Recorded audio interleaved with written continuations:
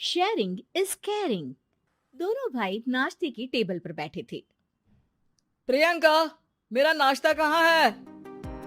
भाभी, मुझे भी ऑफिस के लिए लेट हो रहा है। इस पर प्रियंका किचन में से दोनों के नाश्ते की प्लेट्स लेकर बाहर आती है। लो भाई, आप दोनों का नाश्ता। किसी को भी 1 मिनट का सब्र नहीं है। ये प्रियंका का ससुराल है, जहाँ कोई औरत ना होने की वजह से शादी वाले दिन से ही घर के साथ दोनों भाइयों की जिम्मेदारियां प्रियंका संभाल लेती है। दोनों भाई शांति से नाश्ता कर रहे होते हैं कि अंकुश अपने भाई की प्लेट से पराठे का एक टुकड़ा उठा लेता है।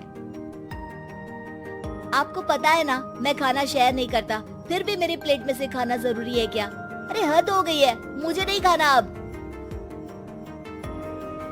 अंकुर गुस्से में नाश्ता छोड़कर टेबल से उठ खड़ा होता है। अरे ये कैसा बिहेवियर है अंकुर? एक टुकड़ा ही तो है।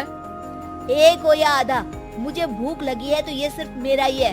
उसे भी किसी के साथ शेयर करने बैठा तो भूखा नहीं रह जाऊंगा। अरे बाबा ठीक है, अब इस पर भी लड़ाई। दूसरा बना देती हूँ, पर प्लीज ऐसे खाना बीच में छोड़कर मत जाओ।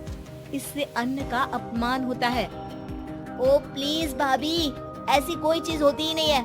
आपके पास पैसे हैं, खरीदो और खाओ। अगर नहीं खाया जाए तो फेंक दो। अरे दुनिया में सब यही करते हैं। अंकुर बैग उठाकर ऑफिस के लिए चला जाता है, जिसके पीछे उसका बड़ा भाई मायूस सा घर में खड़ा रह जाता है। जिसने बचपन से सोने की चम्मच में खाया हो, उसे दुनिया के बारे में क्या पता होगा। वैसे गलती तो हमारी ही है। अगर कभी बचपन में ही सही गलत का फर्क सिखाया होता तो आज ये हाल नहीं होते। आप फिक्र क्यों करते हैं जी? भगवान है, वो जो भी करता है सबकी भलाई के लिए ही करता है। और जब वो चाहेंगे तो अपनी तरह से अंकुर भैया को भी सब कुछ सिखा देंगे। पत्नी की बात पर विश्वास कर अंकुश भी ऑफिस चला जाता है। सुबह से दोपहर होती है और अंकुर लंच करने ऑफिस के पास वाले रेस्टोरेंट में पहुंचता है, जहां वो एक साथ बहुत सारा खाना ऑर्डर कर देता है। सर, क्या कोई आपको ज्वाइन करने वाला है? नहीं तो क्यों? अब कुछ नहीं सर, ऐसे ही। वेटर चला जाता है और कुछ देर में अंकुर का ऑर्डर लेकर वापस आता है, जिस पर अंकुर सब डिशेस में से थोड़ा थोड़ा खाकर बाकी ऐसे ही छोड़कर बिल देकर चला जाता है। वाह भगवान, तेरी माया। कहीं कोई एक एक टुकड़े के लिए तरसता रहता है और ये 5 लोगों का खाना ऑर्डर करके एक का भी पूरा नहीं खाते। पैसे वालों की माया। वेटर टेबल साफ कर बचा हुआ सारा खाना लेकर रेस्टोरेंट के पीछे घूम रहे बच्चों के पास पहुंच जाता है, जिसे देख बच्चों के चेहरे खिल उठते हैं। वाह, आज इतना सारा खाना आया। थैंक यू भैया, भगवान आपको खाने की फैक्ट्री बना दे। अगर ये फैक्ट्री मेरी होती तो तुम लोगों को कभी किसी का झूठा बचा हुआ खाना नहीं खाना पड़ता। चलो तुम लोग खाओ, पर ध्यान रखो किसी को पता ना चले, नहीं तो मेरी नौकरी चली जाएगी। इसी के साथ दिन बीतता है और रात को दोनों भाई एक साथ घर पहुंचते हैं। कुछ देर में सब डिनर करने बैठते हैं, जहां अंकुश अंकुर को समझाने की कोशिश करता है। अंकुर, अगर हमें लाइफ में सब कुछ मिला है, इसका ये मतलब नहीं कि तुम उसका गलत फायदा उठाओ, बल्कि तुम्हें उसकी मदद से दूसरों को भी मदद करनी चाहिए। भैया, जिनके पास नहीं है उनकी वजह मैं तो नहीं ना। और ऐसे बहुत लोग हैं जिनके पास सब कुछ है, इसलिए अगर मैं एक इंसान कुछ नहीं करूँगा तो कोई फर्क नहीं पड़ने वाला।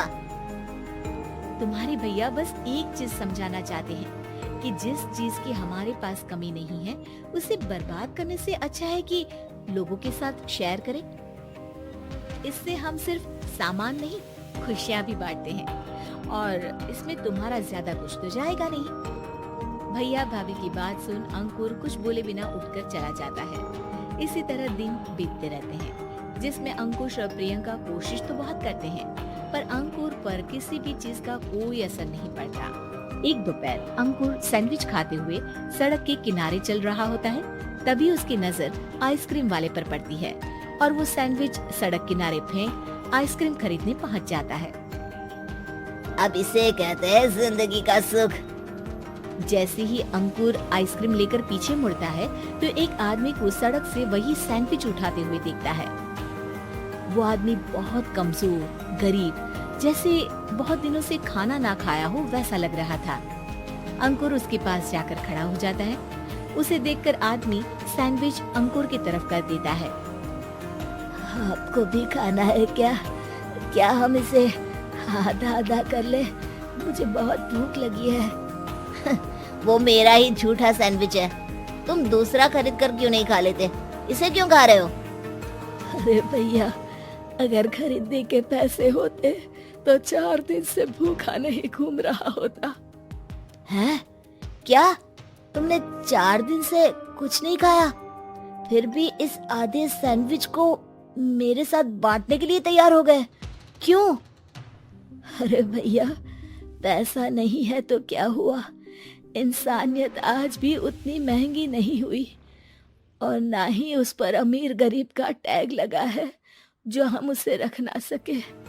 पर अफसोस, आजकल लोगों के अंदर पोषण, खून या विटामिन से ज्यादा इंसानियत की कमी होने लगी है। आदमी की बातों से अंकुर को समझ में आ जाता है कि वो आज तक कितना गलत काम करता आ रहा था। इसके बाद से वो अपनी किसी के साथ शेयर नहीं करने और खाने को बर्बाद करने वाली आदत को छोड़ देता है। ऐसी और भी हिंदी कहानियों के लिए हमारे चैनल को लाइक, शेयर, सब्सक्राइब जरूर करें। धन्यवाद।